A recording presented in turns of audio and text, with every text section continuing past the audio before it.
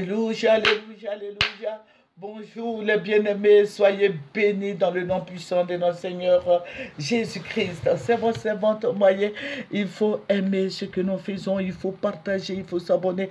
Notre Dieu est si bon, si puissant, si réel.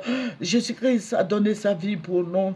Alléluia. Jésus-Christ a été humilié, flagellé, il a été ridiculisé. On a craché sur lui. Il a porté la croix.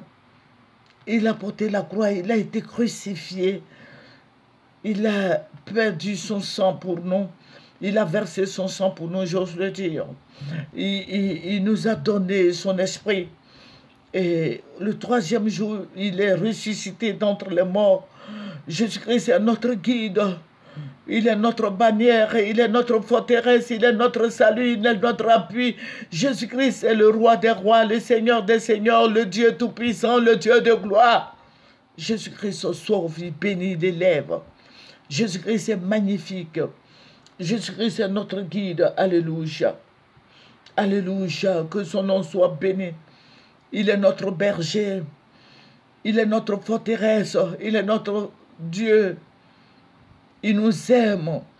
Je vais te dire quelque chose. Jésus-Christ n'est pas venu pour juger le monde, mais il est venu pour que nous soyons sauvés. Il faut accepter Jésus-Christ. Jésus-Christ est notre Dieu. Il est notre soutien, il est notre soutien, il est notre appui, il est notre appui, il est notre guide. Jésus-Christ est là par le Saint-Esprit. Et c'est pour ça que nous prions dans le nom de Jésus. Nous prions. Le cachet, c'est au nom de Jésus-Christ que j'ai prié. Nous sommes des anges, des petits anges.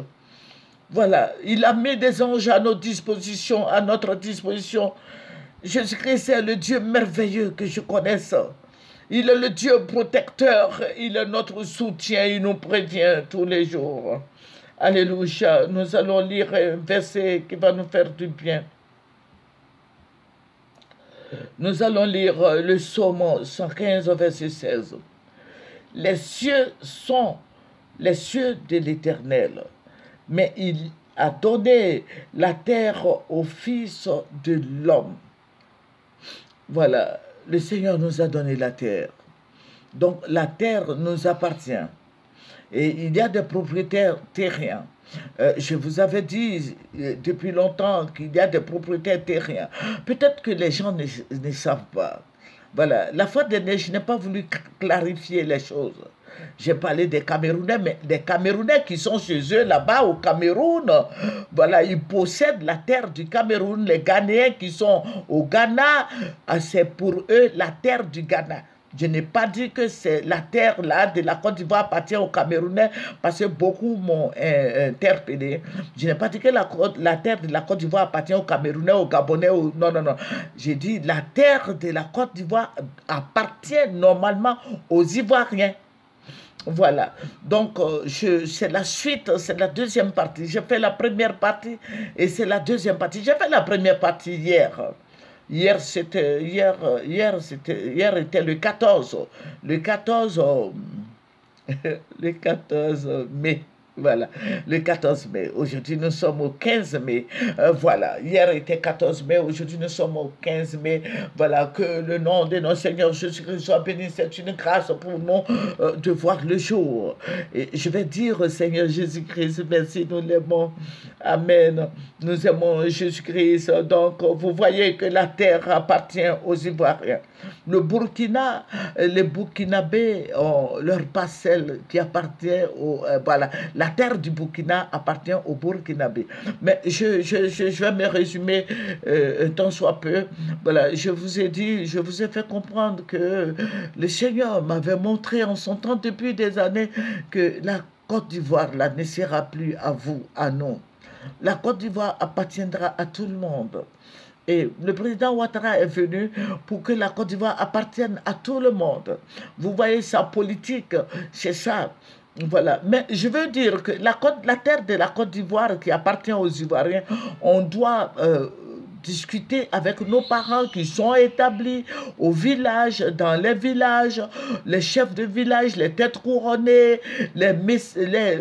nos messagers, que tout cela soit de la partie, qu'ils soient tous ensemble pour discuter des problèmes terriens. Parce qu'il y a des propriétaires terriens.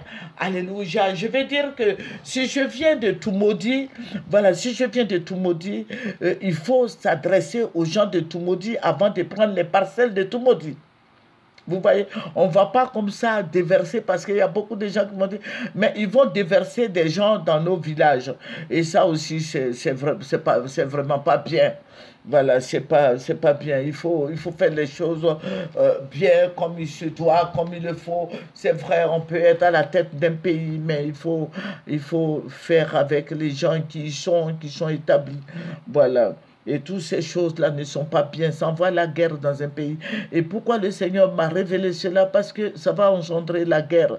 Le problème terrien va créer beaucoup de problèmes. Ça va faire couler le sang ivoirien encore. Alléluia. Nous voulons que Dieu fasse sa volonté sur la terre, mais il faut que nous acceptions aussi, voilà, les limites. Voilà, nous avons des limites. Voilà, où je suis, je ne vais pas aller dire des insanités au président Bédier, au président Alassane et au président Gbagbo. Ce sont des autorités que Dieu a mis au-devant de nous, que nous devons respecter. Ce sont des patriarches, voilà, nous leur devons du respect. Alléluia, nous devons parler avec sagesse, voilà, à nos papas. Voilà, ce ne sont pas nos papas, mais je dis nos papas en signe de respect. Voilà, mais je vais dire au président Ouattara de négocier avec les propriétaires terriens. C'est vrai, c'est lui qui est le président de la Côte d'Ivoire, mais ça ne fait pas de lui un propriétaire terrien. On ne peut pas se lever comme ça et puis donner la terre aux gens. Voilà, mais ce que je vais attirer l'attention des gens. Voilà, parce que beaucoup de gens m'appellent, me posent des questions, m'envoient des petits mots bizarres, là. Voilà, et je n'apprécie pas ça surtout. Voilà, Dieu a créé la terre pour l'homme, pour ses enfants. Voilà, donc la terre nous appartient. Et je vous ai dit que avec les habitations, tout le confort, j'ai dit, voilà, ce n'est pas grande chose. Voilà, moi je souhaiterais, pour moi, c'est une demande. Je demande au président Ouattara, c'est vrai qu'il veut construire pour les Burkinabés qui vont ramasser, qui vont prendre, pardonnez-moi du mot ramasser, non, ce ne sont pas des objets, ce sont des êtres humains, voilà, qui va prendre pour installer en Côte d'Ivoire. Il n'y a pas de guerre là-bas, ça il faut qu'on soit d'accord. Mais je vais dire au président Ouattara, vous êtes en train de construire, vous voyez à Bouna, Doropo, il y a des propriétaires terriens. Ces gens-là sont des maisons, voilà, des maisons pas tout à fait, voilà, machin, voilà. Et aujourd'hui, ils sont en train de construire pour des milliers de personnes qui vont prendre pour débarquer à Doropo. Et ils seront plus nombreux que les gens de Doropo, de Bouna et autres. Voilà, ils ont de l'électricité, ils vont avoir l'électricité. Ils nous ont dit qu'il y aura des latrines, il y aura de l'eau, il y aura tout. Mais je vais poser la question aux dirigeants, au Patrick Hachi, au Premier ministre Patrick Hachi. Est-ce que les gens de Doropo, les gens de Bouna ont des maisons quand même, des maisons décentes comme ça? Voilà, même si c'est fait avec la terre, est-ce que les gens de là-bas ont ça? Ils ont l'électricité, ils ont de l'eau. Est-ce qu'ils ont pensé un peu à la population de là-bas? Vous voulez construire, c'est vrai. Vous voulez envoyer tout le Burkina en Côte d'Ivoire. Mais est-ce que vous avez pensé aux Ivoiriens que si vous construisez 1000 maisons pour 1000 personnes, 1000 Burkinabés, vous devez construire aussi pour les Ivoiriens, afin que les Ivoiriens sortent de la précarité. Vous voyez, parce que nous voyons qu'à Bouna, il y a des gens qui m'ont appelé, qui me disent, ah, maman, ce que tu as dit là, c'est la vérité, parce que nos parents vivent dans l'inconfort. Ce que le gouvernement est en train de faire n'est pas commode. Voilà, ça va engendrer la guerre. Donc, je veux dire, le grand conseil, c'est le ministre Adjoumani. C'est le ministre Adjoumani qui est le patron de là-bas du Gondougou. C'est Gondougou, je ne sais pas, c'est Gondougou. Voilà. Et est-ce que le ministre Adjoumani a vu ses parents? Ses parents sont d'accord, même si ses parents ne sont pas d'accord. Est-ce que ceux qui vont envoyer, je l'ai dit dans l'autre vidéo, est-ce qu'ils ont prévu quelque chose pour eux? Parce que ce sont des planteurs, ce sont des éleveurs. Est-ce que tout ça là, c'est fait? Voilà, donc je vais dire, à nos parents cultivateurs de faire attention. Et je vais dire aussi, le Seigneur m'a montré la carte de la Côte d'Ivoire. Le Seigneur m'a montré comme un verre. Le Seigneur m'a montré et ça a explosé. Voilà, ça a explosé. La carte de la Côte d'Ivoire a explosé. Donc, ça veut dire quoi? La carte de la Côte d'Ivoire a explosé comme un verre. Le Seigneur m'a montré comme un verre. Donc, je vous préviens, parce que vous allez pleurer pour ne pas avoir des crises cardiaques, des maladies, de la folie. Sachez que la Côte d'Ivoire, la carte là va changer. La couleur même de la Côte d'Ivoire, la couleur de la carte de la Côte d'Ivoire va changer. Et c'est ce que Dieu m'a montré. Le Seigneur m'a montré la carte de la Côte d'Ivoire qui n'existe plus. Qui n'existe plus. La carte est inexistante. Et vous allez voir que voilà, la carte, il y a une autre carte qui va s'imposer à vous. Ah non. Voilà, parce que nous sommes des Ivoiriens.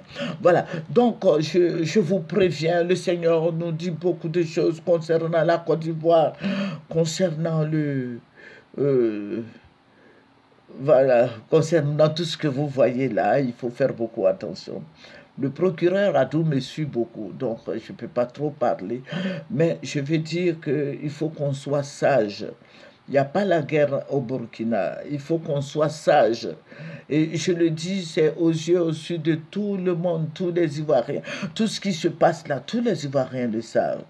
Voilà, demain, ça va envoyer la guerre. Parce que c'est ce que le Seigneur m'a montré. La révélation, je vous ai dit hier, regardez les autres vidéos de Moyen TV depuis des années. Voilà, voilà. Ils vont, voilà, tous les Burkinabés vont descendre en Côte d'Ivoire. Voilà, voilà. Ça sera le même pays. Mais le Ghana ne va pas accepter ce genre de trucs-là. Écoutez, allez-y sur Moyen TV, vous allez voir. Il y a le Ghana qui ne va pas accepter. Il y a beaucoup de pays qui ne vont pas accepter ça.